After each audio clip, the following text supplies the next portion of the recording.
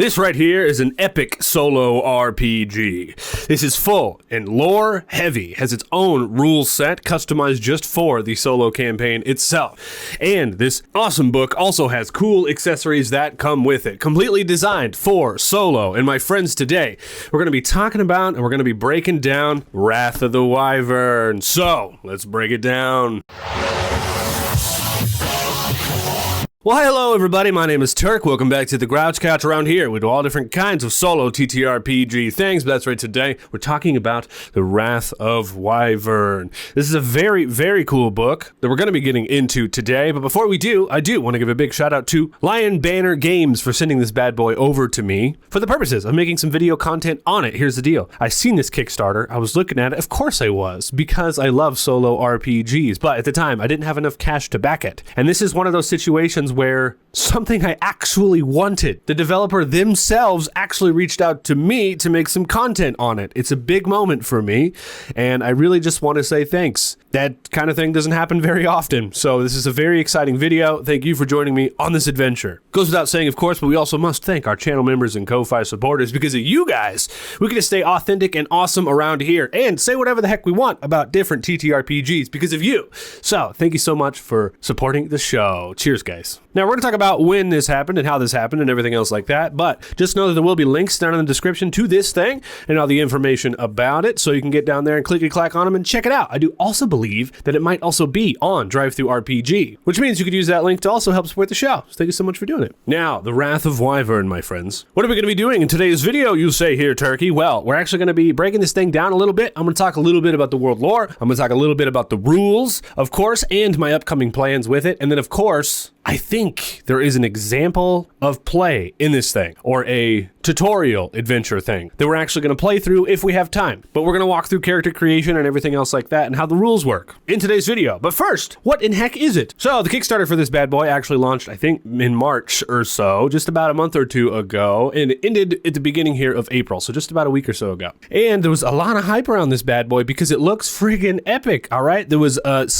almost 1,700 backers right there on the Wrath of Wyvern, an epic solo TTRPG right here in Kickstarter exclusive, right? We've got a dark solo journey where we're going to hunt some wyverns, shape our destiny, and explore a brutal land. Additionally, I think a cool thing about this, if I'm not mistaken, is this thing actually comes in different languages, which is very, very cool. Yeah, see? So I was correct. Wrath of Wyvern is on DriveThruRPG. Fantastic stuff. And look at all these really cool accessories. My goodness. Now, if you click a clack, if you like this stuff enough and you want to get it, I think it says here there are limited late pledges over on the Lion Banners page for Wrath of Wyvern. Wrath of Wyvern is hard to say in succession. That's crazy. Anyway, so you can hop over there and check it out over there as well, okay? Well, they're actually making another game that's all about apocalypse that's kind of set in this same style and format that I'm really, really excited about, and hopefully I'll be covering it next month on the channel, okay? We'll see how that goes. Now, I want to remind all of you that all my views remain my own because of all you awesome channel members, all right? So anything I say about this book here today is my own dang old views, right? Heck yeah. Staying authentic. So all this stuff here actually came in a cool box. I'm gonna grab it. This awesome fancy dancy box right here is what came in the mail. I think it was pretty fantastic. I believe this is straight up the Kickstarter backer box. This is what all the other Kickstarter supporters got, which is kind of cool. They just sent it directly over to me. So it's got a little magnet in there, opens like this. First thing I noticed was that it splits like that. So it's not, needs some stronger glue is what I'm gonna say, but still a really nice box. On top of these things right here, it also came with the official backer thing in there, which I am not. I wanted to, but couldn't.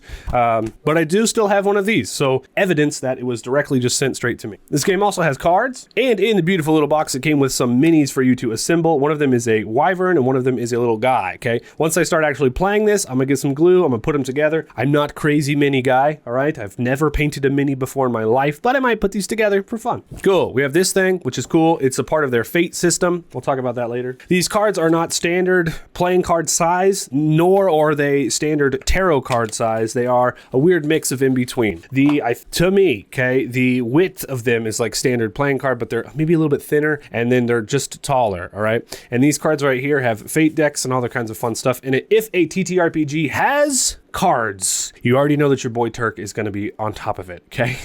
I love dice, but I also love cards. But I have an idea on a way to use dice in this if the developer ever decides to pursue that route, and we'll talk about that later. Now, of course, there's the actual book, which, again, we need some stronger glue, my friends, just from my reading, all right? I will say that, so I'm going to glue that back together myself. In fact, I'll do that right now. And fixed. But the book itself is, other than that, really high quality. The pages are saturated with ink. Look at this page itself right here, just for example, all right? It's fantastic, okay? It feels like a real good, authentic, like, big publisher book, right? It doesn't feel like indie TTRPG quality. Like, I was just holding it. I was at my job, and I was just holding it because I was reading it at work, and someone said, D&D, and they pointed it, and I was like, nope. But it's crazy to me that they said that. That just kind of says, you know, the state of quality that this book has, all right?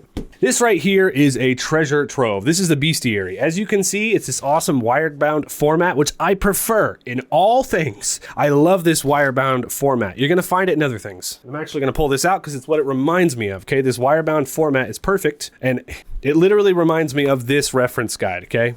I feel like this should be a standard for any kind of solo campaign. They should have one of these because you can flip it out and you can lay flat on your table. Okay, you don't got to worry about the pages going right. It's just gonna stay and lay flat. It's perfect. And additionally, these pages right here, dry erase, everybody. All right, so not only does it include all of the awesome beasts and everything in here, in the back, it also has our character sheet, which we're going to get into later, that we can dry erase draw on. And it has the map, so you can do hex things on this map here as well. And it has the reference guide. Okay, and that's why I said this reminds me of this right here, because it reminds me of the reference guide. So everything you need to remember is right here, and there is a lot in here, okay? Moving on, we're actually going to talk about it. Oh, and it does come with a full fold-out hex map, which we're going to need when we play, all right?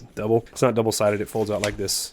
Very cool stuff, all right? And one side is the Umbral Highlands, and the other side is the Spirit World, which we'll talk about later, okay? Spirit World, I don't know what they call it. So, that was all the stuff, okay? Now we're going to get into what the heck is, right? This is lore heavy, all right? The first 49 pages are just lore of this world. Some of the pages are full art, so it's probably more like 30 pages, but they are big pages. Walls of text. It is lore, okay? This is a lore-heavy world right here. It reminds me a little bit of, like, it's so weird to say this, but like homebrew worlds that I have created and sent over to my players. When I was reading this, I kind of imagined like that's what they were like feeling like while they were reading it. It's good stuff. It's all in there. It reminds me of a storybook. Like you're reading through the story of this world. You know what I mean? This history. Like you're learning history of this world, right? So if you're getting into this, you got to learn to embrace that and you got to go all in. If you don't go all in on the world lore, you might miss out on a little bit of the fun that is to be had here, okay? But it is a lot, so brace yourself. You've got, like, depending on how fast you read, a few days of reading before you get into the actual gameplay, depending on how fast you read and how much you actually want to read, which brings me to my second point. What I kind of did was I was reading through this and I read extensively the parts that interested me. And then I would kind of just skim through some of the parts that, you know, I thought maybe didn't interest. There's another fun layout thing here that Lion Banner Games did, was that a lot of this actually, you'll find small little paragraphs of it, like for this location spot right here. You have the lowlands right here. In a lot of occasions, there are these small little paragraphs, just like summaries, just to get you going. And then you'll come over and you could read the full descriptions of them. Let's get an actual example here. The rogue mages. Small little paragraph teaching you about the rogue mages. Then we can come over to this page here and it has everything about the rogue mages, right? It has people that are important for the rogue mages. And that's kind of a thing that you're going to find here in this book. Some things are just like quick summaries to get you going. And then if you want more information, they have it. Right, but let's start from the top here because the illustrations in this are sick. I'm sure you noticed. I did right away. And our artists here are Yudha, Gunjdi, Mastu, and Agus. And those are just first names. I can't do last names. I would butcher them. But just know, much respect to you guys. I hope I didn't butcher your names too hard, okay? Very good. Full credits right here on Wrath of the Wyvern. I spoke to Richard whenever he sent this stuff over to me, so thank you again, Richard.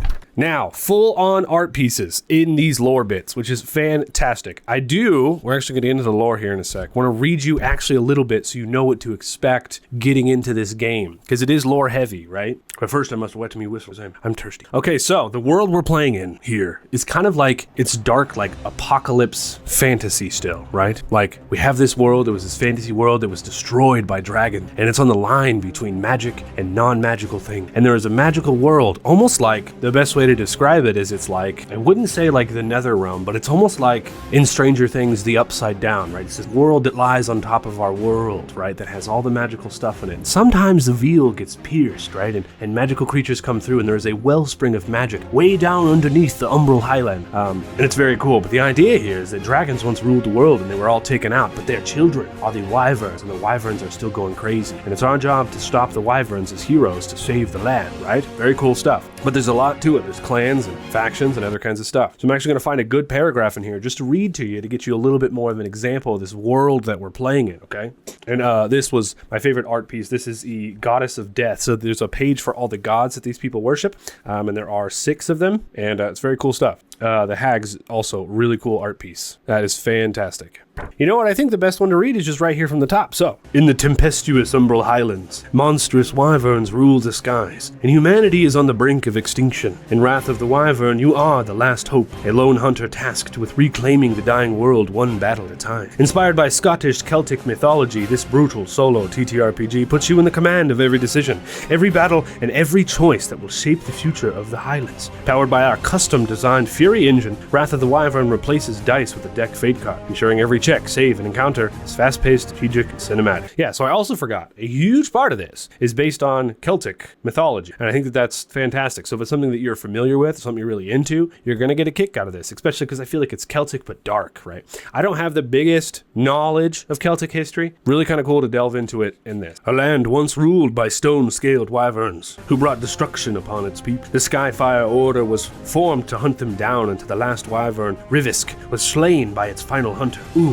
You are his sole descendant. The vicious creatures were considered extinct, but the sons of Rivik survived. Born in magic, they have become corrupted and mutated into the most destructive of wyverns. Rogue mages, covens, and dark creatures now enter the land seeking a powerful wellspring of magic linked to the wyvern's return. Unleashing its power and would spell the end for your homeland. It is time to return to your place of birth and confront the threats from within and without. Seek out powerful relics and weapons. Recruit loyal allies. Rekindle the Order of the Skyfire and rebuild its headquarters, Crag Keep. Will you be the light that shines hope upon the sullen hills, or will the wyverns cast their blaze of destruction once more, leaving the highlands in ashes? Unleash your power and fulfill your destiny. Join the hunt. It's kind of what we're on about. So another cool thing about this is I feel like there is like some like base building mechanics kind of going on here. So there is actual mechanics for rebuilding Crag Keep, which I think is kind of cool, which give you extra benefits, like being able to start with traps every time you go out into a battle and stuff like that. It's kind of fun stuff. But really, that is the full summary, I think, that you might need to be able to get into this bad.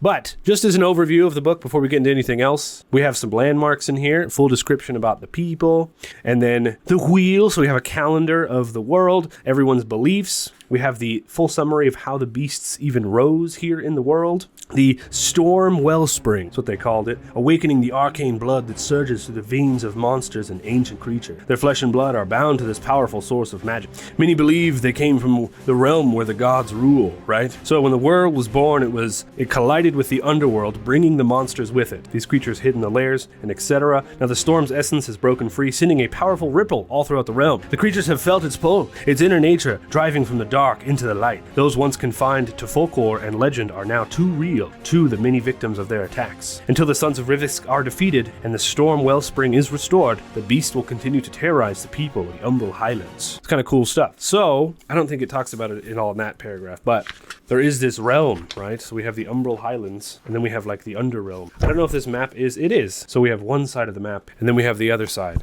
So I don't know if that means that we might go into this Underrealm while we're playing, but it very well could be. That's kind of the impression that I got. So the storm is said to be a powerful source of magic that pulses beneath the Umbral Highlands. It is the essence between the link between the known and unknown worlds. So Kriok, it says down here, sealed the realms apart. It is believed that the remnants of this ancient power still seep through the crack. These sources are collectively known as the Storm. So very cool. Then like I said, we have all the gods here. So if your character worships a god, or if we come across them, also in your role play, some people might worship these gods. You can come back here and you could read through this, which honestly, if you play this, is kind of what I suggest that you do. You get a good summary of it, like I did. You feel it out, and then while you're playing, you go back and double check things and kind of have a little bit more fun in the world lore. So you have like more to discover as you're playing, and I like to learn while I play as well. So that's kind of the way that I do things. Kings, and I suggested, hey, if you're into that, do the same. Now we have all of the clans, and these have fully illustrated pages on them, as well as full details on them, which I think is a lot of fun.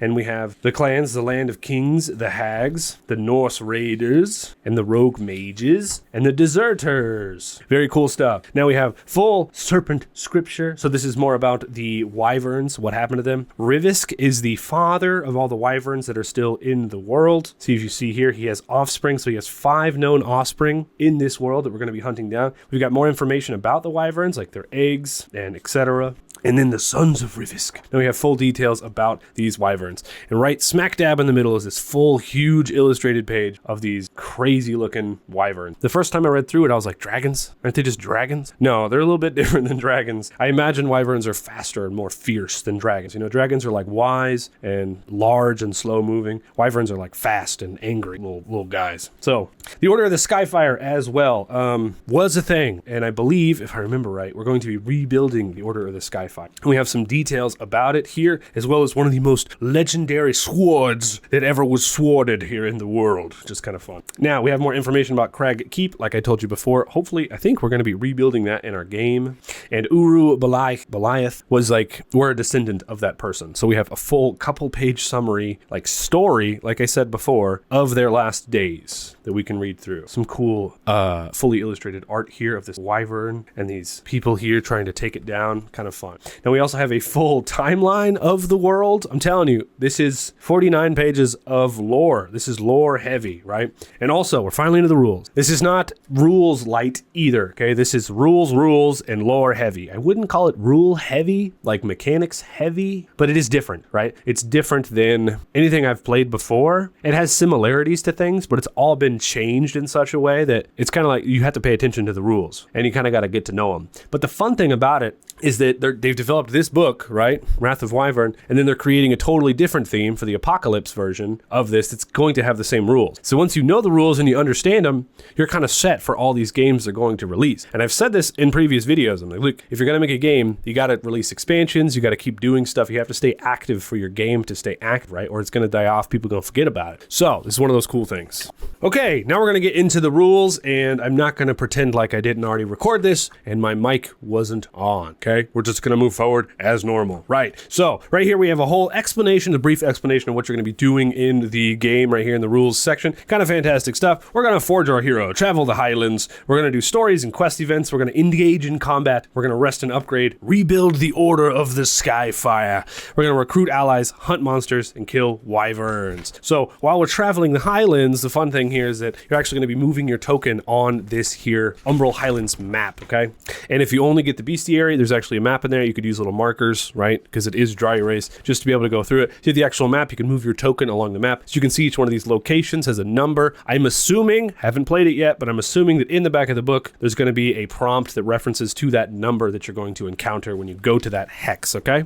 I like this idea of hex crawling solo a lot because recently I've actually been learning to play Land of Eam, and I was actually going to be structuring it the same way, which I think is kind of fun stuff, right? And so when I opened this up, I was like, oh, I'm literally already doing this. So it's right up my alley right now. Kind of fun stuff. Additionally, then we're going to go into setup, right? We're going to talk about everything that we need, okay? You need the Fate deck, and if you get the box of cards, it's going to come with the Fate deck. It comes with battle cards, injury cards, everything else in it, right? You absolutely 100% need the Fate deck to play this game. If you can only get the PDF, you could actually print out the symbols that are on the Fate deck. We can see the symbols are right here. These are the Fate cards. I'll talk more about them in a second. But you could actually print out the symbols that are on the Fate deck, and you can do what I can always say you guys to do, okay? If you only get the book or you can only get the PDF, you could actually print out these symbols on pieces of paper. You get yourself some card sleeves, right? And you can put whatever kind of card you want in there, like a magic card or Pokemon card, and then you put that piece of paper on top of it so it feels like a real card that you can actually shuffle, because paper and sleeves doesn't work, you guys. So we put some extra in there, and we have the cards. We could shuffle them. We can play the game. Heck yeah. That is my suggestion, all right? But you're going to need that. You're also going to need the hex map, which it does come in the reference guide. You could also print out a version of yourself if you only get the PDF. We're going to need character sheets. Again, there is one in the bestiary reference guide. The quest tracker is also in there. We're going to need the Craig Keep Ledger, also in there. Our battle hand deck, which are battle cards. So you're going to have to print out as well all of the battle cards and do a similar thing. It's going to be a lot of work if you want to play this without buying the physical. It really is, but it is not impossible, all right? You're going to need your battle hand deck and then the bestiary that contains all the monsters. Now, when we set up our game here, we're going to create our hero, prepare our fate deck, place our hero's miniature on the map, organize our battle hand, and then begin our journey. Very cool stuff. Now, as we can see here, we have an example of the character sheet. Very fun stuff. And then we get into the cards. So how does this game exactly work there, Turk? Well, you have our fate deck right here, right? And each one of these symbols on here actually connects to a symbol that you might find on, each one of the prompts, okay? And these symbols are based loosely on Celtic folklore, just so you know. So you have all that stuff there. Fantastic. As you can see here, they're designed really well, right? They're nice and visible. Got some accent images. You can flip them around. They work both ways. Very cool. I don't know if they work both ways on the back. Not because they say fate deck, so you'll see if they're upside down, so that don't work. But anyways, there's 6 of them. Each one of these cards is going to actually connect to a roll chart, quote unquote. I'm going to call it a card chart or a flip chart that happen in the back. And like I said, they're also going to happen whenever you go into encounters, other kinds of stuff like that. We'll get into that into a sec. But as you see here, here's an example, the Wyvern tracking and clues. You can see these symbols right here on this roll chart. So if you come to this roll chart and you need a solution for whatever, you're going to pull out a card, right? We've got this symbol here. It's the top one right here, the triskeleton, right? So then we have all of our information and we follow that thing.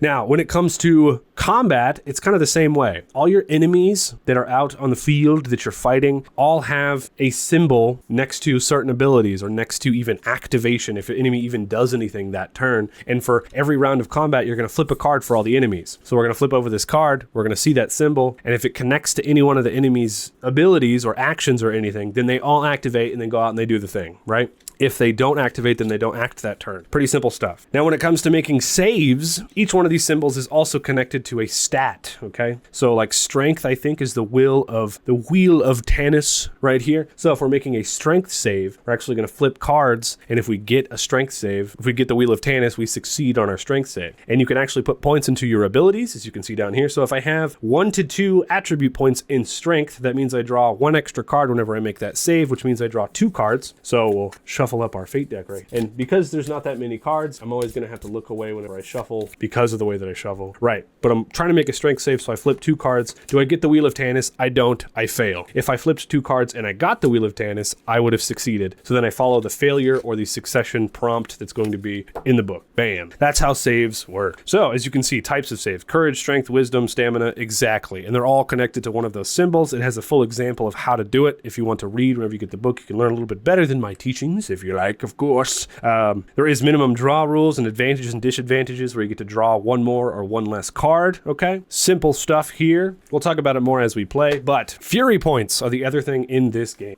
We have our battle deck. I've already done my character building, so I have my 12 battle deck cards, which we'll talk about later. Also, the cards come with these toppers that you put on top of your decks, so you know what is what, right? I think that's fun, right? But we have our battle deck right here, and we have Fury points. So whenever we go into battle, our Fury points tell us how many cards we draw in our starting hand. First, let me shuffle these up. A character starts with 12 cards in their battle deck, and you can upgrade your battle deck as you play. And there is like a whole bunch of different ones. And each action on the battle card, I'll actually show you here, can be upgraded. So we have counter here, and the top one is regular, and the bottom one's upgraded. So you actually get extra benefits when you upgrade your already having abilities. So not only is there a fat deck of options for battle cards, there are even more because there's upgrades. All right, so we shuffle our thing. Let's say we have 3 Fury points, because I think that's how many our character actually has to start. When we go into combat, we're going to draw 3 cards because we have 3 Fury points, right? Now, as you can see here on each one of these cards, at the top left here, each one of them has a number, right? 0, 1, and 1. Since we have 3 Fury points, we can only spend 3 on our turn. So we can actually use all these cards on a turn, right? Say we do that, we drop them all down, the enemy does their actions, you know what I mean? And then it's top of the round again, we get to draw 3 more cards, right? Oh no, see, we have a 0 and a 2 and a 2 here now, which means, wait, are those the upgraded versions? Nope, they're normal, okay. Which means we can only do these 2 cards, which we're leaving this one in our hand, right? End of our turn, next person goes. You know, it's honestly kind of simple. It really is. There's a lot of text here. While I was reading it, I got a little bit confused, but that's really the gist of it. honestly. There it is. Now we have 3 more cards that we can use. There's other little things you can do, like you can burn cards on your turn to get more strategy. By burning a card, it doesn't go back into your battle deck. It actually sits out until the end of combat. You could do it like once per combat. So if you don't want to draw into something again, you could just get rid of that card for the rest of combat. There's other kinds of little small stuff like that helps with strategy. It's kind of fun.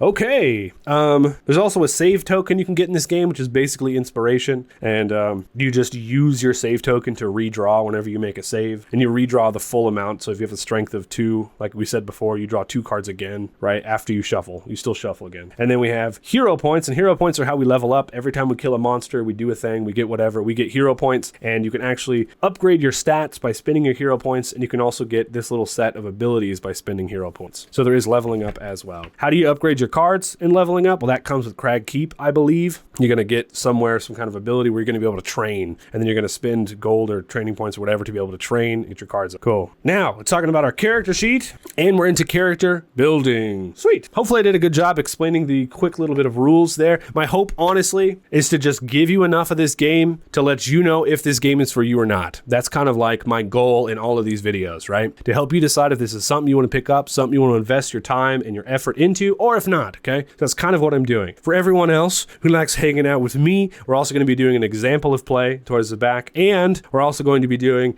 hopefully an actual play of this bad boy for at least a week or 2 to kind of get into it and see what it has to offer. And if we really enjoy it, we might do it for more than that, all right? Just depends, because I really like, this game is right up my alley. You know what I mean? Gothic, Celtic, apocalypse fantasy. Yeah, it's cool. You know what I mean? And it uses cards. Sweet.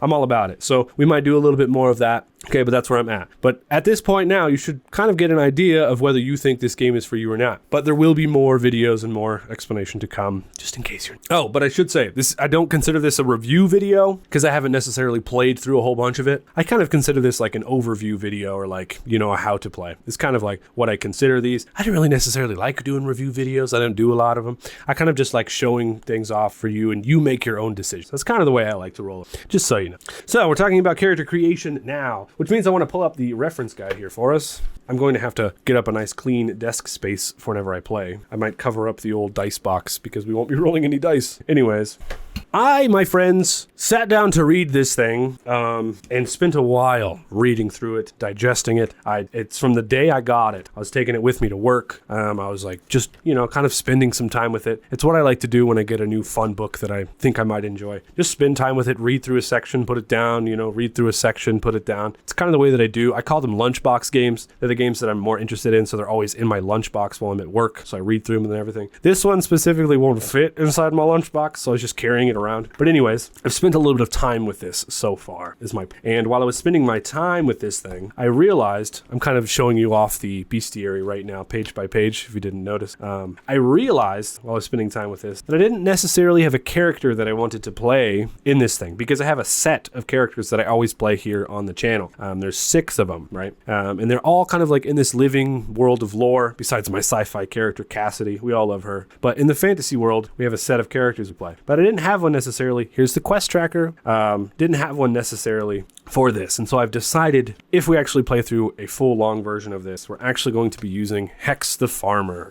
There he is. So this is his full character sheet built out. Now, Hex the Farmer is very much so a lawful, neutral character. He's about what is right. You know, he spent a lot of time on the farm, being taught respect, you know what I mean? And he just wants to respect everyone, and he wants everyone to do what is right. And he's very strong, very courageous. That is who Hex the Farmer is. And Hex gets thrown into crazy situations, and so in this world, I love the idea of taking a normal guy and throwing them into fantastic situations to see what they would do. And that's what Hex the Farmer kind of is. He's a normal guy, all about respect, but he's going to put his hat in the ring and he's going to help save the world if he gosh darn well has to, right? So that's who we're going to be playing. Now, I went through all of this. You're going to choose your name. You're going to put together your attributes. It gives you 6 attributes to put in between all your stats. As you can see here, we have our attributes right here in this section, okay? In because you're the descendant of a certain character, you get an extra encourage or strength. So technically encourage, or was it fortitude? So technically it's 7 stats to distribute. But then you come over here, you actually get it teaches what each one of these stats are: stamina, strength, courage, wisdom, legacy, and fortitude. There we go. But legacy isn't necessarily a stat. Legacy represents rare, pivotal moments in your story, right? That are kind of stuck to your legacy, right? So it's not necessarily a stat. Okay, but we come over here and our birth omen actually lowered our wisdom by 1. But if I'm actually rechecking here, it looks like I gave myself 1 less stat, because we technically get 7 and then you lose 1. So you should be at 6 and we're only at 5. And since we lost 1 from our wisdom, I actually think that's okay. And I want to give ourselves another point. So make sure we have enough fury points. Actually, so I want our fury points to go up. And fury, I believe, is connected to 2 of your stats, just so you're aware. It represents how much you have.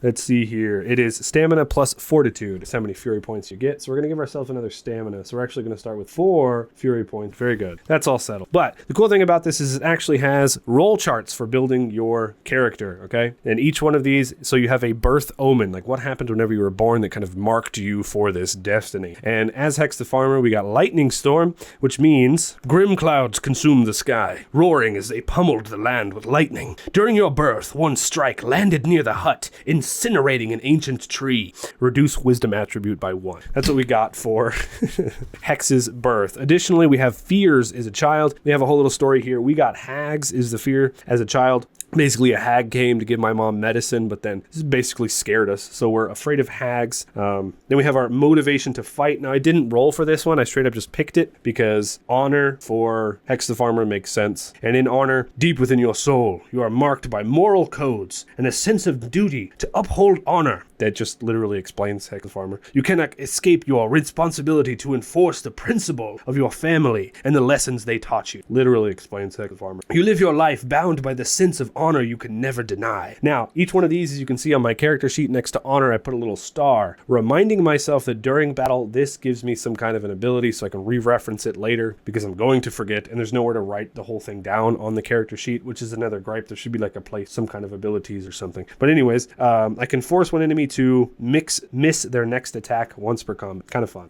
So in our homeland, our reason for leaving our homeland anyway is because we had a family death, which kind of linked a little bit more to him. But this also lets us start with 3 hero points. If you remember, hero points are how we level up. So once we get some more of those, it's going to help us a little bit. And we also have a amulet that we start with. And I made it our father's knife. Here it says father's dirk. But I thought it was cool to have our father's farming knife that he used whenever he was, doing things on the farm and teaching us how to skin a rabbit or whatever it was that you do on a farm. So once per battle, our first melee attack deals an extra damage, which is what our father's knife gives us. And I also want to think that our family death was my father. I don't know, maybe he died by a wyvern or old age or something like that. We'll figure that out once we start playing. But because our father died, we went out to explore, but we kept his traditions with us, right? You also start with professions here, as we can see, and you're going to draw a card to pull out a profession. I picked forester because it made the most sense. Forester and farmer made the most sense. But each one of these is going to give you a little something. And we got axe master, so we get extra damage when we use an axe. And we got wilderness expert, so anytime we're on a wilderness hex, we get advantage whenever we're making a save. Kind of cool. Then we walk through our starting equipment. Everyone starts with a trusted sword, which I actually have the trusted sword right here, bookmarking my page right there, trusted sword. Then we get our 12 starter cards. It explains more about that in the deck building section, which we'll get to. We calculate our health, which is our stamina plus fortitude. Oh, so we actually get an extra health because we put up our stamina. So we start with 16. And again, you see how I just erased that and just rewrote on it again? Dry erase character sheets need to be everything. I just swear. The Starforged book isn't even dry erase like that. The reference guide. So this dry erase is sick. This needs to be the future. Okay? All right. Well, so it might not be for everybody, but it is great for me. All right. Then we get our fury points, which we already did. Stamina plus fortitude. We get a mount, so we start with a horse. So we got to remember that. I think you can name your horse if you want to. My horse's name shall be. I was trying to think of something connected to Hex's backstory from other games, but I don't have nothing. Roach. Come on, Roach. No, we're not going to do a Witcher thing, but you could do a Witcher thing if you want to. I'm just going to move on. It also talks about how you can get different songs as you play the game, and you could play a song to give you a passive narrative benefit that sticks with you until you play another song. But we don't start with the song. It doesn't tell us we start with one. It just tells us that this will happen. So sweet. And then we're ready. Very good. Yeah, when I actually play, I'm going to have to clean up my whole desk to make sure I have enough room for everything. I'm going to make it look real pretty. Don't worry about it, okay?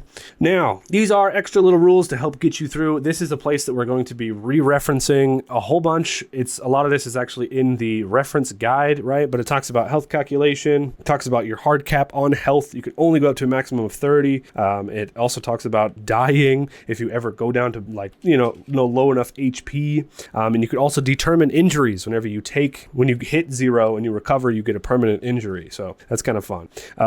They're more just little itty bitty rules that are kind of going to come up as you play, and you're going to be re-referencing this stuff. So I would actually bookmark this. I'm probably going to later. Now we have our loot character sheet page. It's in here. Our loot character sheet page is right on the reverse side right here on the reference guide. So you can actually lay it out flat, which I'll probably do once I start. Now we're going to talk about deck building, right? And it talks all about the role of fury points. It goes into more detail about those. I explained it a little bit to you. It also goes into initiative order. Initiative is determined at the start of every combat round by drawing a fate card for you and for the enemy. You draw one fate card for you and for the enemy. Why did it just repeat that? Crazy. I've actually encountered that a couple times in this book where it says something and then there's a bullet where it just says it again, and it kind of frustrated me a little bit. I don't know if that's language translation or something like that, or they're just trying to make sure there's clarification, but it tripped me up a few times. So anyways, we use the fate symbol hierarchy to determine who acts first. As we can see here, these are the hierarchies right here. So whoever gets the Triskelion goes first and it goes down. Or you could do it in the reverse if you want to. 6 could be first, so Aeom could be first if you want. I think as long as you set it yourself and you determine that early on, you're fine. Right, then it talks about card cleanup, which again, cards after play and card cleanup, these two right here, are like the same exact section. When I was reading it, I was like, what? And then I read it there and I was like, what? It's literally the same, just different worded, like completely different worded, but it's the same. Tripped me out. Moving on. And again, all these words are my own, all right? I will always and forever stay honest. It's the way I operate. Cool, now we're going into a little bit more of those extra little rules that you're gonna find in the reference guide, right? But we have things about targeting, single target attacks. When you play an ability card using a weapon attack, you must declare your target. It's kind of self-explanatory there. You may only target one enemy per attack unless the card says otherwise. For sure, area and multi-target attacks. Some attacks like Thunderstrike attack more people. Thunderstrike, yeah, there is magic in here as well, which is kind of fun. And then the enemy's activation, like I said earlier, they only activate whenever you have matching abilities, right? Now, there's also this optional rule here I did want to talk about. There is an enemy scaling rule that you can do or you could not do. It's up to you. But as you grow stronger, so do the people in the Umbral Highlands. The enemy tier system ensures that enemies remain challenging by increasing complexity and danger as you progress. And it has a whole hero level versus enemy tier section right here. So how to implement enemy tiers by your Wyvern Hunter level, which I don't know if we talked about, but we start at Wyvern Hunter level 1. It's right here next to hero points. At least I think we do. Pretty sure we do. When you level up, you gain hero points. Encounters automatically shift to the corresponding tier that you're at. Cool. There's also allies and companions, and I really like it down here. I like both the arts on these two pages. Like, these are sick, right? Like, if I was not playing Hex the Farmer, I would play this character with this fox right here. That would be my character. It's very, very cool. It reminds me almost of the character I played for Legend of the Mist, Finian Ash. Doesn't it just look like a Finian Ash? It kind of does. Anyways, here's rules for followers. Right? So now it talks about forging your battle deck. You can actually upgrade your cards and change out your cards whenever you're at a camp or whenever you're at Red Keep. Like I said before, pretty much that's that. To upgrade your cards, you can do it you could train at a local guild. You can train at Crag Keep. Sweet. Kind of just some repetition about when to play cards during combat, of course. Then we have our card types, and then we have the basic deck that you start with. These are the 12 cards that you start with in your deck, which includes Battlecry, Punch, Bloodlust, Dirk, Rage, Recovery, Momentum, Brace Yourself, Counter, Dash, Second Wind, and Arcane Power. Those are the cards that you start with in your original starting battle deck. Now there's an expanded deck with every other card that is included in there, right there. Bing bam. I think there's 30 in total, maybe. And there's some more right there. I don't know. Now, the coolest thing, and this is one of the final pages I actually read before recording this video, at least the beginning of it, was combos. So you could actually do combo attacks. So like for here, shield, wall, counter. You could play Brace Yourself and Counter at the same time. And the combo gives you an extra effect where you absorb a hit safely and weaken the enemy's follow-up. And there's a whole list of combos that you can do right here. Super super cool. Now, right where my bookmark was, here we are. We're on to weapon. Now, our trusted sword, just like the fate cards, has a little 1 up there, which means at any time during combat, if I have the trusted sword equipped, I can pay 1 to attack with the sword, once per round. Pay the hero cost to make a basic attack. Weapon attacks do not use a card or draw. Very good. There are 2-handed weapons and 1-handed weapons. And then we have the full list of weapons right here. So if you do not necessarily have the weapon card, you can actually reference them here, and then you can write them down somewhere so you know what's up. Now you have armor and shields. We don't start with armor or shield, but it does explain it. The cool thing about defense in this game, it's kind of like, I don't know, Morkborg, I guess, I think does this. Whenever you attack someone, if you do 4 damage and they have a defensive 3, only 1 damage makes it through and deals damage to the person, right? And that's pretty much it. But as you can see, there's a lot of text here, right? As I said, one of my only gripes is I feel like some things are repeated multiple times. I think that's okay. If there's like a beginner who's never played a solo RPG before, they will probably think that that's very helpful. But for someone like me, the repetition and like repeating paragraphs, you know, it kind of gets to me a little bit. And sometimes it's like every little thing, we must explain it. I understand. I totally do get it, because sometimes you got it. But it's not my style, I guess is what. But I think I'm more used to like OSR style stuff that just kind of, here's what it is and that's it. So like how I said, if your defense is 3, you deal 4 damage, 1 gets through. Like that's kind of all that I need. You know what I mean? Anyways, this is where I finished. We have a full combat tutorial that walks through full combat of this game. But one thing I wanted to see, because there was earlier mention in this book of a tutorial that when you end it, you actually get to start with stuff. I think it's this right here. So stand and face me. That finishes that. Then we come over to the Wyvern Showdown. Maybe not. Okay, well, looks like we're not messing with this Wyvern Showdown just yet. It's a little odd that this is here to me, but after gathering 3 Wyvern clues, we can locate and hunt down a son. But we have to come back here to this page to do this. So we're actually going to go on ahead and continue on forward. Here's that awesome piece of art that we actually have printed out on this bad boy right here, which I think is kind of cool. It's a nice place for you to set out all of your cards, you know what I mean? You could flip them on this little map. It's kind of a fun. It's like the wellspring magic, you know. Cool, we have some more rules. We're going to just go over here real quick. I do think we are going to have time for the little tutorial mission. It's fun, actually, in this book. I like a lot whenever games develop their own rules. They have a nice little tutorial quest, you know, however they do it. Anyways, by the end of it, you end up with, you know, like an extra couple rations or whatever it is if you succeed on the tutorial mission to start in the actual campaign. It's kind of fun. So whenever we're moving through the hexes on the map, we actually have movement points. Each day we have a single pool of movement points that we can spend traveling across hexes on the map. Traveling into a new hex takes 1 movement point. Some special actions inside a hex also cost movement points. Camping itself costs nothing. We already know that. How many do we have each day? Below is how you calculate your movement points to spend. Base is 1 plus your fortitude attribute. For example, if your fortitude is 2, then you have 3. So let's go ahead and mark that on our character sheet. Our fortitude is 2, which means we have 3 movement points to use every day. So, like it said over here, it says it for a third time that you can do actions once you're inside of a hex. You can spend movement points to do those actions. Now, when do hex events or actions in the story actually happen? It explains it here that only whenever you spend the full day in that hex do the actions or the events actually. Camping is how we end each day after we've done all of our MP, or we choose to stop moving. We have to consume a ration or we get a strain if we camp without food. We can also perform camp actions each night, up to 2. And a lot of this, again, is going to be on that reference sheet, but I'm kind of just skimming through it here for us. And then it has the full travel process, so a 4th time over here on this page. Calculate your MP, travel, trigger your quests or events, do your hex actions, camp, consume a ration, mark the day, move again, right? And then we have a roll chart for movement, so a 5th time, action type travel during the day, 1 MP per hex, hex actions. You see what I'm talking about? All right, that's my only gripe. It's good that it's in here, but you know. Anyways, here's the marked hexes and quests that we talked about earlier on the map. Each one of these on the map is going to have, you know, a number, right? When we enter a numbered location for the first time, we check the map icon and we look for the matching entry in the book. We read and resolve the story quest or narrative quest. Some will offer you a chance to either accept or leave the quest pending and return at a later time. When the quest or event has been resolved, we mark the status on our quest tracker: active, completed, pending, failed, or abandoned. And then up here for a 5th time, after resolving the quest entry, you may use any remaining MP on hex actions for the hex type. Afterwards, you can camp and end the day. How do quests work? As you journey through the Umbral Highlands, you will encounter people who offer quests. It might be placed for help, right? So basically what it says down there. Very good.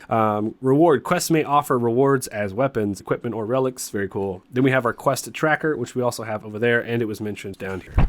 Now we have our camp actions. Now, as it says, we can do 2 camp actions per night. So once we do a camp action or start camping, we'll refer back to this and we'll go through that at that point when we're playing. But there are actions you can take while you're camping, the important. And there are levels of strain, which are mentioned here as well. I think it's a good place for it. You get penalties for each level of strain that you have, much like exhaustion. Now there is a Wheel of the Year optional rule where you can actually track the whole year and everything that's happening. So they talk about different times of year. So I guess it'll help you a little bit with like weather if you want to improv on that a little bit.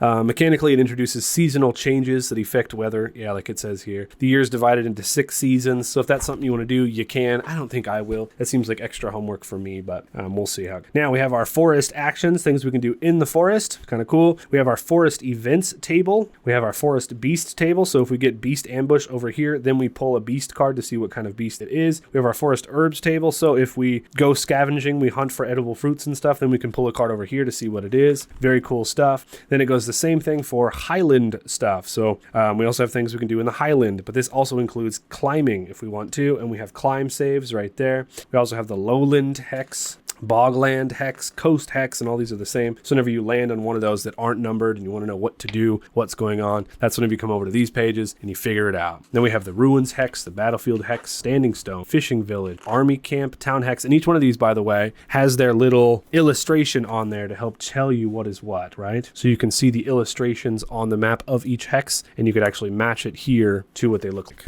And they even have the variations, which I think is cool. Now we have our loot tables. We gain loot by defeating enemies, completing narrative events, exploring locations, slaying monsters, or purchasing from merchants. There are 5 different types of loot. So we have forest loot, as well as highland loot, etc. Very cool. Loot acquisition. You draw a fate card, consult the relevant hex type, gain the item listed, and then record it in your character sheet. Now we have wyvern tracking clues, which we will get to once we start playing. But once we get 3 of those, apparently we go back and we do wyvern stuff. Now they think this is the last bit here. This is, nope, we have legendary hunts still. Rebuilding Crag Keep. Oh yeah, there's all rules on that as well. I'm telling you, there's a lot of rules in here. This is not a rules-light game, all right? There are rules for everything. So the magic isn't like absolutely crazy in this game, but there are some big time stipulations to this. When can you use power? So each enemy card in combat is associated with one of the fate symbol. If the activated enemy's fate symbol matches the deity's domain and you have unlocked the standing stone, then you can invoke that deity's specific power. Once per combat, we can choose to use it. Each deity has 3 powers which we can choose from. So as you can see here, each one of these deities, and these are linked with the gods, I believe, that we seen earlier on. I'm pretty sure anyway. War, Fate, and Death. Yeah, the Morrigan. Yeah. And so each one of these has like 3 different magical powers you can use, ranging from dealing extra damage to doing cool stuff. So we got to find ourselves a standing stone to get some magic going is kind of what I'm hearing. So there are also brood and sorrow effects that happen to you mentally while you're playing through this game. I've never ever been a fan of mental stuff in games. There are some where it makes sense, like in Call of Cthulhu, I guess it makes sense to do that, do sanity checks, right? But I've never been a big fan of that. It kind of just doesn't seem fun to me. I guess because mental health is a huge, thing that I like to talk about. So I've never been a big fan of brood and sorrow. But this is a dark game, so I understand why they did put it in here. The cool thing about it is it's not just like, in this game anyway, the cool thing about the way that they did it is it's not just like make a check to see if you're okay, which I've always kind of hated. But you can actually gain brood here. I don't exactly know what brood even means, but here it says your inner struggles, trials, and tribulations that torment your soul. So whenever you gain brood, every time you gain brood whenever you suffer an injury, lose in combat, can't flee, or whenever you fail a courage save. I think the reason that they put this in here is to kind of like help people who are struggling to get through the game. Like you keep losing fights and stuff, you actually get bonuses. So you get +1 to strength and +1 to damage, but you do have a limit of amount you can use. And you could reduce your brood by having courage, by succeeding on a courage save, using the Stargaze feature when you camp. So there are ways you can get rid of it. And it's kind of the same with sorrow here. You get sorrow whenever an ally perishes, whenever you fail a wisdom save, or a story element that decrees you receive sorrow. For every 2 points of sorrow, you get +1 to wisdom saves, and at 4, you may redraw a failed save. Fair enough. Now, here are the legendary hunts, which we're probably going to come back through later. But when we're on a legendary hunt, we basically roll to see which, hunt we're undertaking, who we're chasing down. And each one of them has like a location for their legendary monster, and we can track them, right? We go through different trials to try and figure out how to get to them and stuff. We're definitely going to come back to this later while we're playing, but just cool that they have it. So this is also a Gili Ohu If I remember right, I didn't read through this a lot, but from what I remember, he is like a forest deity that will give you little gifts whenever you cleanse the forest of evil. So it's literally what it says. Rid the forest of evil, such as wolvers, monsters, and witches. They taint the forest of black magic, so whenever we kill them, we get stuff. So when entering a forest hex, you may draw a fate card. If you defeat a corrupt force, banshee, wolver, or hag, etc., the symbol on the fate card determines which forest gift that the dilly goo will bestow to you. So juniper berries, rowan berries, etc. So we can get some rations, we can get some extra stuff. It's kind of fun to, get stuff. We could have 3 forest gifts at any time. We could also reject gifts if we want. Cool, now we're on to the fun bit. Cool. I don't know, I'm skimming over a lot of this. Just very fat rules. I don't want this video to be 6 hours long, so I'm just trying to do my best to summarize it for you. If you are really interested in the full-on mechanics, do keep an eye out, like I said before, for the actual play that we're going to be doing of this. I'm going to do, a couple little sessions of it just to see how it goes. And don't want to repeat myself, but yeah, you know how it is.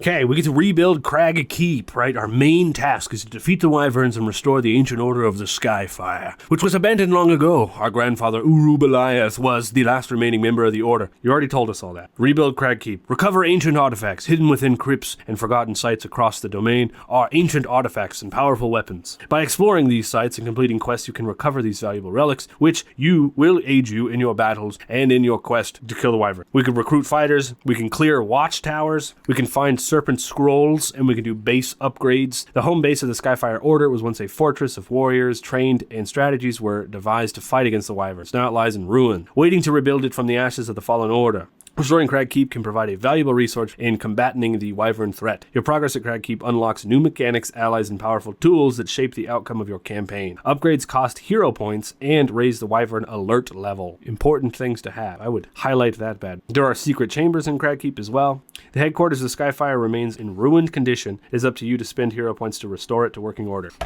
Cool. Now we have a full thing about wyvern alert level, or WAL is what they call it.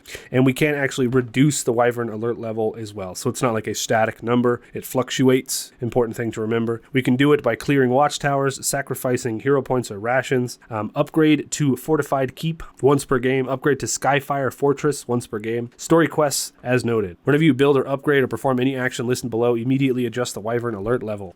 For each structure you build, it goes up by 1. If we slay a monster, it goes up by 1. We get a scroll, it goes up by 1, or slay one of the sons, it goes up by 1. At each threshold, 3, 6, 9, or 10 plus, we trigger the corresponding event when you visit Crag Keep. You cannot accumulate more than 12 WAL on the tracker. Sacrifice resources, discard 10 rations to prevent structural damage. We have Sudden Strike, Breach Attempt, Full Assault, or Storm's Wrath. And we have the Wyvern Assault table right there as well.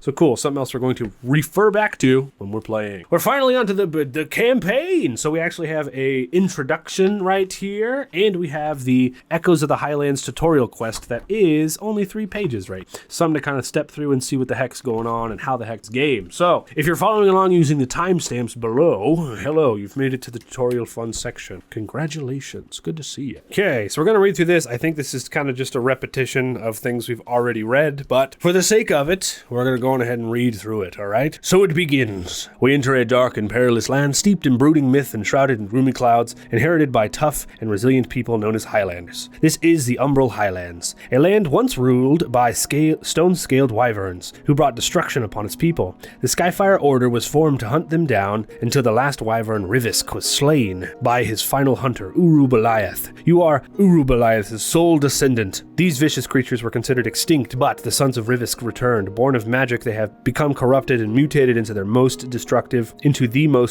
wyverns. Rogue mages, covens, and dark creatures now enter the land. This is literally paragraph for paragraph from the intro. Enter the land, seeking a powerful wellspring of magic linked into their return. Unleashing its power would spell end for your homeland. It is time for you to return to your place of birth, confront the threats you seek within, powerful relics. You will be the light that shines.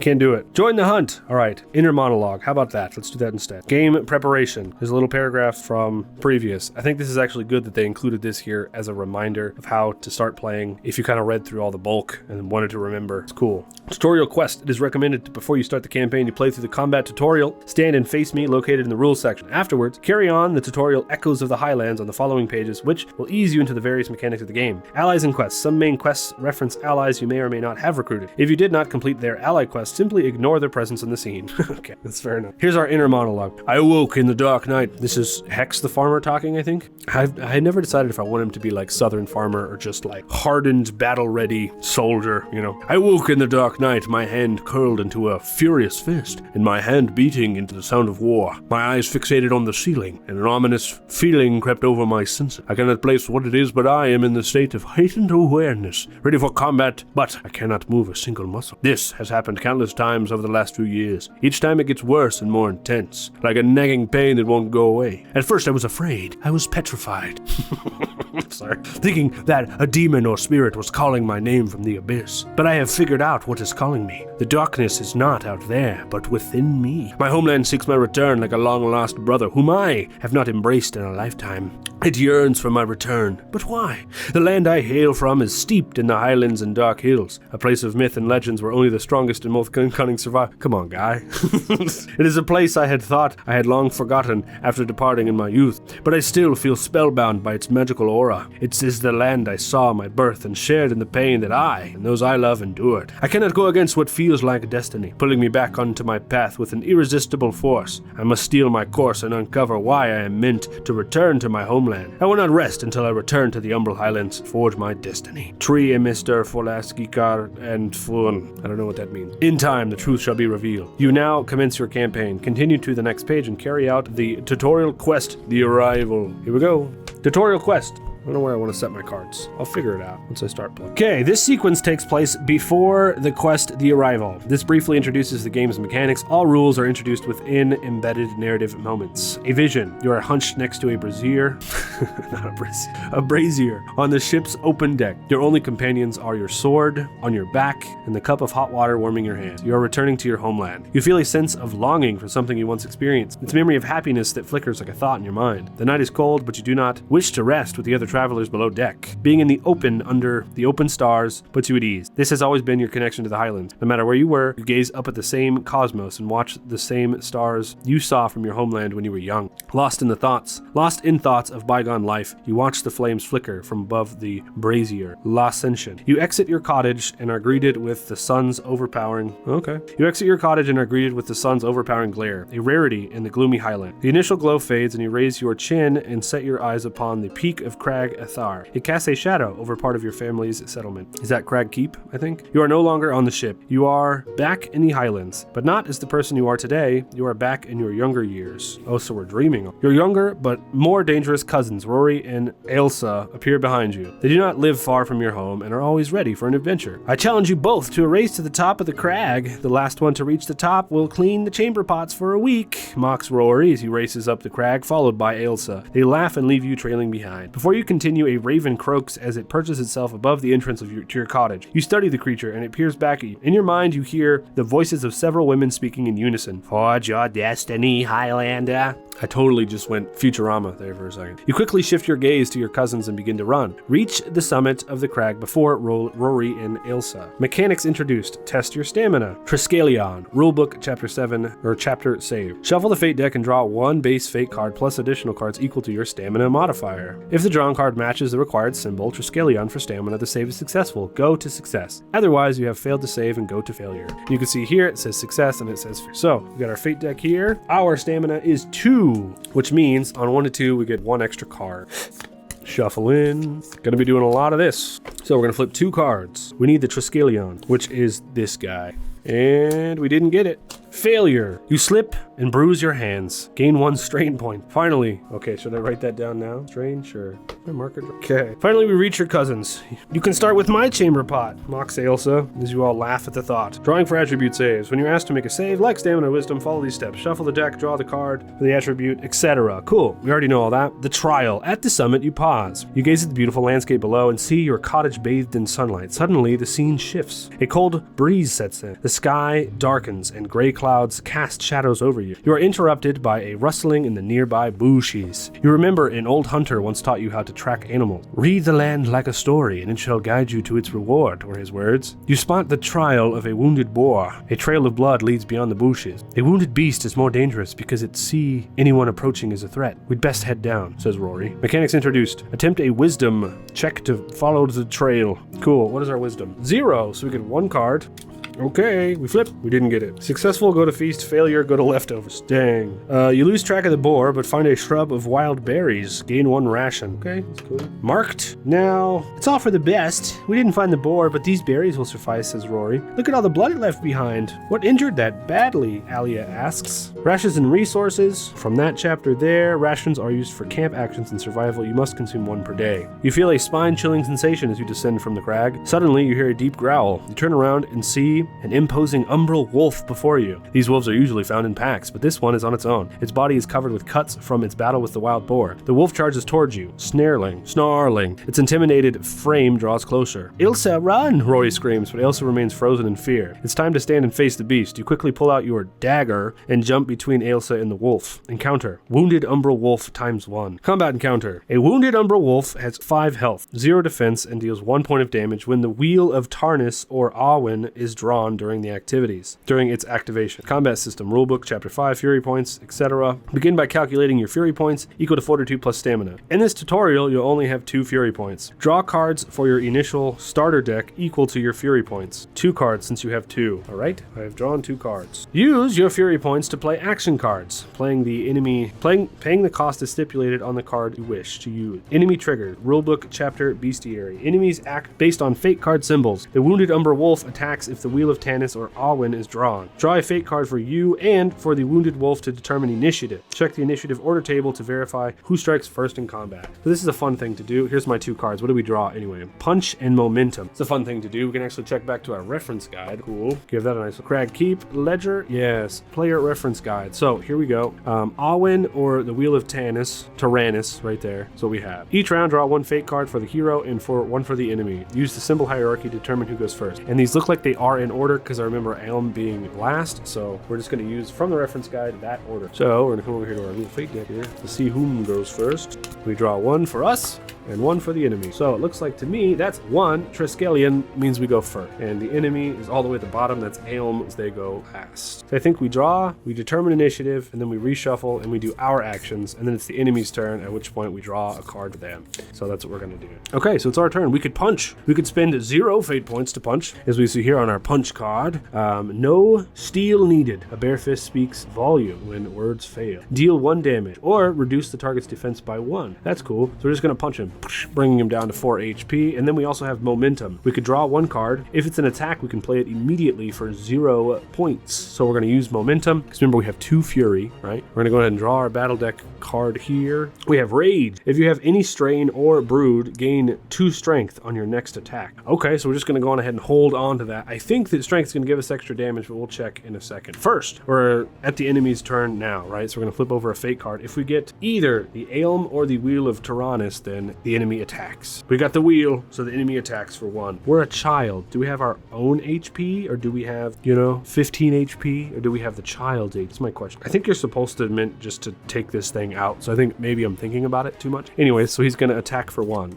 And then we're back to the top of initiative, and we do not reshuffle our cards until it's empty. So this is our hand. We're keeping it. Let's see who goes first. Right, we're gonna flip the fate card. Oh, that's for us and that's for them. Oh, so the wolf goes first this time, attacks us for 1, and then we get to take our turn, at which point we draw 2 cards. And we had 1 fate point left last turn that I forgot about. We could have used that.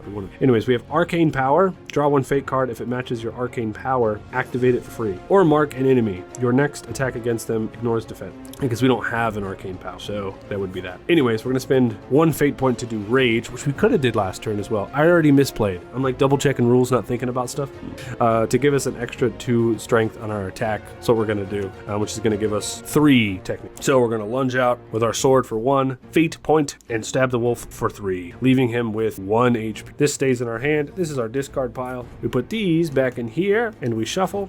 Yes, we like how tactile this game is. It's got a lot going on, and I really dig that. Okay, for us, that's not looking good. That is 4th from last. All right, the wolf goes first, attacks us for 1, and then we get to take our turn. Wait, actually doing that wrong. The wolf goes first. We shuffle for the wolf. We flip the card. If we get the wheel or the other one, he does it. We didn't get it, so he doesn't attack straight up. Now it's our turn. We draw our 2 cards. Oh, look, the dirk is a battle card. A quick blade made for close encounters and swift cut. Deal 2 damage. If you are wielding a one-handed weapon, weapon, draw 1 card. Ew. This is a battle card, right? Yeah. So it's just an extra little knife that we actually have, which is the dirk, so that's fun to think about. Back in our childhood, that's when we got this bad boy. That's kind of cool. Anyways, so we're going to spend our last 2 fate points to stab him, and we're going to win. So, I'll put all these back together. We have it. Our battle deck and our fate deck. There's our sword. There we have. I don't know how much HP we had, but the wolf only did like 3 to us. If we used ours, we had 15. Okay, if victorious, use your cards as fury points to defend and strike. That's right. If victorious, you catch your breath as the beast lies slain on the ground. Gain 2 hero points. Back here to our character sheet. Cool. Puts us up to 5. Ilsa and Rory embrace you after the violent encounter with enough excitement for one day. You all head down to the crag as the sun begins to set. In your mind, you can still see the orange-hued sunset as you stand with Rory and Ilsa beneath the crag of the fire. You sit beside your mother in your cottage by the hearth that night. The flames flicker as the amber sparks rise. You remember how she would hum to the stars and tell tales of your ancestors who fought wyverns, defying all odds. She's gone now, but the stars remain. Perform up to 3 camp actions using ration. Mechanics include introduced camping system. Each action provides specific effects, healing upgrades, stat recovery, or a negative impact, brood and sorrow. For this event only, each of the 3 available camping component options cost 1 point regardless of the normal camping cost. Choose from well rested, stargazing, or brood. You let the dark thoughts get in. I guess we'll do well rested so we can remove the strain and we can get the potential health back we lost that I didn't even actually down. Epilogue. Fire, fury, death. The whispers of the women speaking as one echo in your mind. I will be watching you, Highlander. Destiny is a fickle beast and you have much adversity to overcome. I am the Morrigan and you shall become my champion. That's the goddess of death, if I remember right. The shadow of a monstrous wyvern looms over you, and you reach for your sword. You awaken, and the dream sequence becomes abrupt end. The fire in the brazier has reduced to embers, and your vision of the past evaporate. You are back on the deck of the ship. All that remains is darkness, stars that guide you to destiny to yet be revealed. What of Rory and Ilsa? They were inseparable as brother and sister. You wonder where they are now. Has the return of the wyverns disrupted their lives? Only time will tell, as if they are as you remember them to, and if they remember you as your cousin. You have not forgotten them. Effects that begin on campaign start. Begin with an extra hero point. The extra hero points and rations you were awarded during the tutorial. If you brooded, begin with the brood. If you stargazed, begin with an extra hero point. If you failed combat, begin with the strain. We did not, and we did not. Cool, so we get to keep those hero points. Then we go over here to the arrival, and it begins. And it really looks like a lot of this is the same as what that was. You play through it kind of like a choose your own adventure where you get to make skill checks and what have you. Oh, but as we see up here, it's noted 1 right there. So as we arrive, I'm sure at some point, we're then going to have to move through the hex. Let's look at the hex. Where do we arrive in the Umbral Highland? Where is our 1? Oh, down here. We have our 1 right. So that's where we arrive in the Umbral Highland. And then we'll probably be working with stuff here on the coast. And then we'll have to do the hex crawl stuff and make it over to the 4, wherever that even is. Go over to 2. So it looks like they're organized in such a way where you can't just read one after the other, right? So we have the 4, and then if we go, now it says 18, so they're all organized in such a way that you can't accidentally read something you're not supposed to. We have 41A, 50, 52. They do all still go up. Oh. I'm actually seeing that some of those are like story quests. So as we see here, it says narrative events in the Umbral Highlands. So we have Hex 1, the arrival, Steve story quest. So we actually go to that. And then Hex 2, this is it for Hex 3. And then we go to Hex 4, which is story quest. So we go back to that. So that's actually interesting. So there are still smaller events that happen on some of the, not all of them are big ol' read out these pages effects. Some of them are blank where you're going to roll random stuff. And then some of them have small little quests. So that's fun. Cool. And half of this book is story. And the other half of this book is lore and rules. Lore and rules, story. All right. I mean, cool with that. Well, okay, everybody. I have some final thoughts right here at the top, right? Just a little bit for you. If you watched through the whole video, awesome. If you skipped here to the review section, also okay. Don't worry about it. So, Wrath of the Wyvern. We went through a lot today, learned how to play it, and did the little tutorial section. At its base level, I think this is, it's kind of like a choose your own adventure expanded, right? It's not like as simple as choose your own adventure. It has mechanics to it by flipping these cards and making decisions that might send you one way or send you another way. And the hex map is cool too, because it means you can kind of do it in whatever order that your character might travel, with limitations, obviously. I think that that's fun. I think that it's really cool that everything is kind of provided for you here. You're only gonna have to do a little bit of imagination on those hexes where you're just rolling for camping and, dealing with encounters, that might come your way. So I think structure-wise, gameplay loop-wise, this is cool. Once you understand the rules, I think it's an easy play, but you have to understand the rules. This is not rules light, you know? Not at all. And speaking of that, every single TTRPG that I have picked up and played and reviewed in the past year have all had narrative in their description. Rules light narrative or fast-paced narrative or whatever. Look, all your TTRPGs are hopefully going to be narrative, all right? I feel like it's getting to be a cliche of saying that my game is narrative, all right? Just for future people watching, just so you know. This is kind of like a storybook, though. Is that narrative storybook? Yes, I think so. It makes sense. But still cliche. So that's structure. Mechanic wise, I think it's cool. The Fate deck is sick. I would love to see a Fate dice that I could roll. I would really love a Fate dice. I know that it's a little bit difficult because if you roll the Fate dice and get the same symbol twice, there might be complications there. But I think just having like a small rule on like the dice packet that says if you get the same symbol twice, roll it again. You know what I mean? Could be a fun thing to do. But I would love to see a Fate dice because shuffling them little, there's only 6 cards. It's really tough to shuffle 6 cards, you guys. It's not the easiest thing. So seeing a dice would make this way faster, I think. Just a little bit of a me thought. But the battle deck stuff is cool. Really reminds me of like Slay the Spire kind of deal, you know? And I love that game. That game's fire. So that's that. This almost reminds me of like a board game that got turned into a book TTRPG. You know what I mean?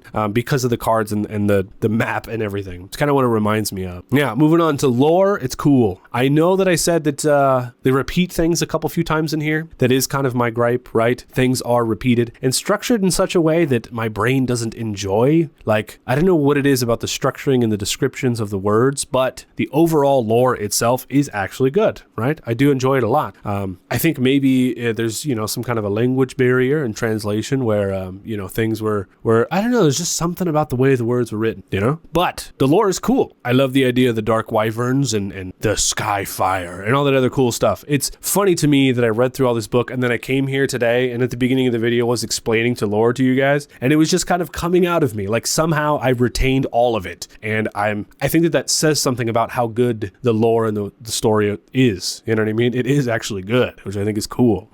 Overall quality too, I think is pretty good. At the beginning, obviously, I had to tape back together that page that kind of fell off, and the box did fall apart, but could just be a shipping thing. I don't know. Either way, the quality is overall good, right? I think that the cards are a little bit dark. They're a little bit dark. They could be a little bit more colorful, but I think that is just a statement to the game. All of it's kind of dark, right? But the cards are pretty good quality, right? They're not like flimsy or nothing. They're pretty good. We do like those. I would have loved to seen a card deck that was standard USPC like card style. I would have loved to see that because then I could have sleeved them and stuff. That would have been cool to be able to sleeve up my Fate deck, which would probably helped me shuffle it better actually if I could put them in sleeves. But since they're this weird tarot card shape, I can't really do that. But I don't think that's a fault of the creator, right? This is a manufacturing thing, right? Obviously, they probably had limitations to the sizes that they could make. I don't think you would choose to make cards this size. A complete standout though of this is the bestiary. Okay, this is so cool, man. This is sick. Dry erase reference guide with all the monsters in it. This is awesome. Okay, this is top tier quality stuff right here. Fantastic. Yeah, I like this a lot. This reference bit where you could dry erase things in, you could reference back to the rules. You got your character sheet in there. The pages are rad and thick. There's even a big old art spot in there. So good. All the wyvern roll charts, everything you need. I love a good reference guide, and this is a standout, man. So if you do pick up this game and you have the option to get this, get it. Okay, this is cool. Any other thoughts? I don't know. I'm excited to actually play through the story a little bit, and I think that says something about the game itself. I want to know more about the story. I want to rebuild the world, like I actually want to know, and I think that that's cool because a lot of times in like these choose your own adventure kind of things, I don't really care, but I do care in this one. So I think that says something about something, right? The introduction story was actually pretty good too. I could actually visualize the kids doing the kid things. I think that that's fun. But all in all, I had a good time today. So thank you so much for joining me. Once again, I want to give a big shout out to Lion Banner Games. Hopefully I'll be covering some Apocalypse stuff they got coming up soon in the future too. Should be a lot of fun. Hopefully you'll enjoy that. All right. And keep an eye out for an actual play of this little system here. I plan to do a couple episodes of it just because it's fun. All right. And if you want to join me for that adventure, please do. My friends, I want to shout out my channel members and Ko-Fi supporters. Because of you guys, we get to remain right here authentic, all right? And we get to remain awesome. So thank you so much for the support. That's right. I'll be playing more solo games and doing more stuff like that. So if you want to see more stuff like that, more of me, Turk, make sure to subscribe. But for now, take a seat on the couch and roll initiative, at least for a little while. Or until you, my friends, find yourselves at Crag Keep trying to take down wyverns yourselves. Roll on that, weirdos. And I'll see you next time. A toodaloo. Yeah.